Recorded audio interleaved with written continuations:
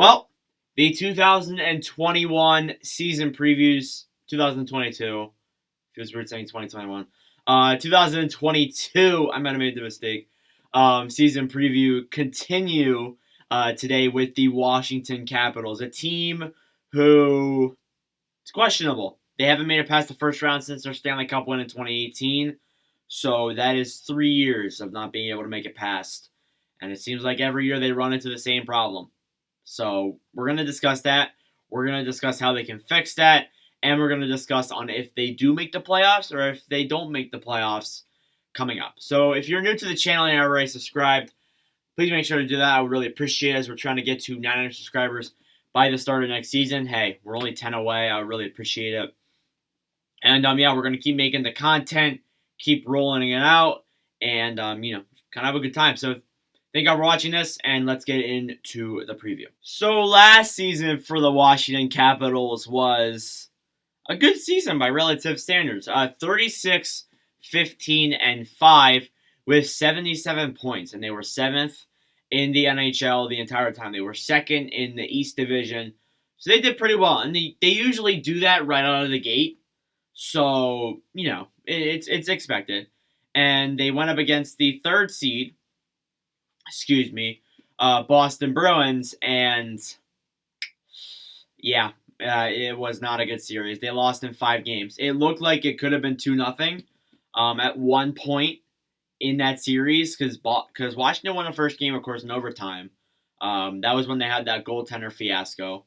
You could argue that, if Vanacek wasn't injured and Samsonov didn't get hurt, we would have won that round. You very well could have, but you didn't.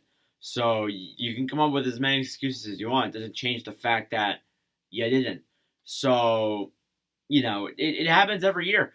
It feels like they kind of do great during the regular season and then they choke and they lose in the first round somehow.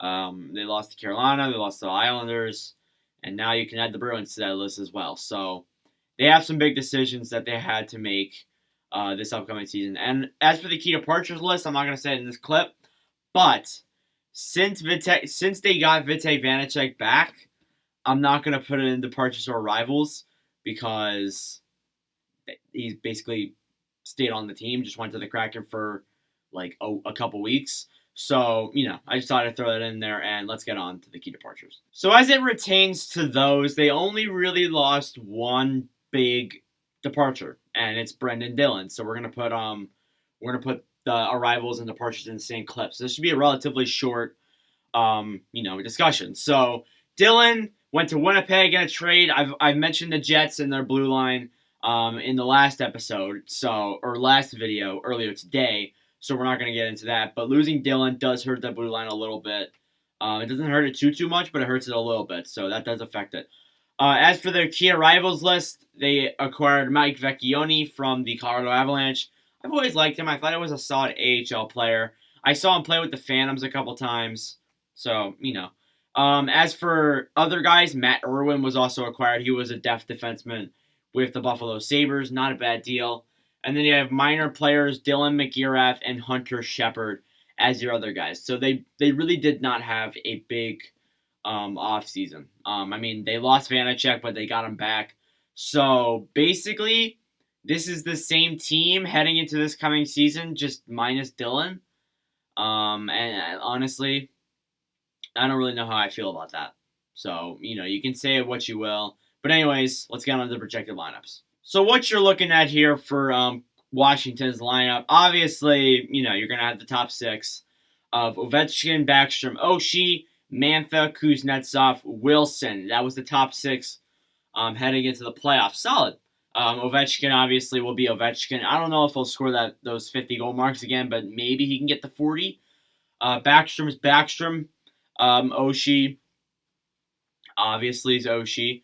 And then, you have Mantha, Kuznetsov, and Wilson. There was Kuznetsov trade talks going on. Those could very well still be in place, and we could see them happen. But for now, Kuznetsov is on the team. And as for Mantha, he's going to have his first full season with the Caps. And, of course, Wilson is going to annoy the hell out of everyone. So, as for your bottom 6, you have Carl Hagelin, Lars Eller, Garnett Hathaway, Connor Sheary, Nick Dowd, and Daniel Sprung. So, bottom six is solid. I mean, the center core, you'll definitely have Connor McMichael, who I'll mention as the extra, come into that part. He'll probably play fourth line, but I could see him rising up to the third line where Eller is, push Eller down to the fourth line, and put Dowd out of the equation. So, I like how that looks. I think they definitely have options with the center core. They have options on the wings, too. I just don't have them mentioned. But one thing I wanted them to get was a little bit more depth because I don't think having Daniel Sprong on your fourth line is really going to, I don't like how it looks. But I think this team looks pretty solid all around on the offense. As for the defense, we'll go pairing by pairing. You have Dmitry Orlov and John Carlson. Obviously, Carlson being that big guy there. Oh, we get snubbed them Norris's.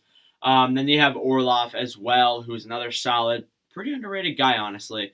Then you have Michael Kempney and Justin Schultz as that solid second pairing. And then you have Matt Irwin and Nick Jensen as your third pairing. And then you have Trevor Van Riemsdyk as your filling guy for the left east side. So, losing Brendan Dillon does take a place out of that left east side. So obviously Matt Irwin's going to slide into there. Or maybe Trevor Van Riemsdyk gets a chance. Maybe. Maybe he gets on that third pairing and Irwin goes back to the fill-in. Maybe. But I think that nonetheless they'll probably be rotating that specific pairing all season. They'll also give a couple rookies a chance. Like Lucas Johansson, he'll get a chance definitely during this coming season. And as for the goaltending, it's the same as last year. Although it looked like it was going to be Samsonov and I think it was Phoenix Copley, if I'm not mistaken. Vitek Vanacek and Ilya Samsonov, obviously the tandem. So, solid. If Vanacek can follow up his rookie season that he played great on with a good season on this, it will prove that, it's not a fluke, that he was, very good this season. So I think obviously that is going to help the Caps. And I mean, when they lost Vanacek, I was like, shoot. Well, that's a problem. Definitely. Because, he was really their only young guy. Like, if you got him out of there, you have McMichael, and that's it. The rest of your team is actually very young. So they really didn't have anyone else. But you know what? They got Vanacek back for 2 second-round picks. But you know what? When it's a guy like him, it's worth it. And that leads me on to my final question. Do the Washington Capitals make the playoffs? Now, this incredibly Metro division and this entire Eastern Conference altogether is competitive. Okay? So every team is a playoff team. If not, they're heading in the direction of a playoff team, unless if you're the Columbus Blue Jackets. So I have the Capitals finishing 6th in their division. So they're going to miss the playoffs. But it really wouldn't surprise me if they make it, because they still have the guys, Backstrom, Kuznetsov, Ovechkin, Carlson. They still have the core. But it's aging. And I just think that with how competitive this division is, with the Rangers on the rise, the Islanders, the Penguins, the Flyers on the rise, the Devils on the rise even, it is a very tough decision to make with this division, honestly. Because, this is just the most competitive side. It's so hard to tell. So if you put the Caps, 3rd, I wouldn't mind. If you put the Caps 1st, I wouldn't mind. If you put the Caps 8th, I wouldn't mind. You never know. Well, not 8th. I think Columbus finished 8th. If you put the Caps 7th, yeah, I wouldn't blame you, because that's how tough this division is. The only one where you can say, oh, yeah, they're definitely finishing last is the Columbus Blue Jackets. That is the only team out of that entire conference where you can say where they finish, besides Buffalo. But Buffalo as well, you can say they're finishing 8th. But, yeah, that's all I have for you today. I mean, this video is a little bit shorter than the Jets one because the Caps decided not to sign anyone this offseason or trade for anyone this offseason. So it was kind of a stale offseason if you're a Caps fan. But you know what? They still made moves. We still got to preview them. And tomorrow will be the Vegas Golden Knights and the Vancouver Canucks. So thank you all for watching. for all your support as of late. I really do appreciate it, and I will see you guys in the next video. Adios.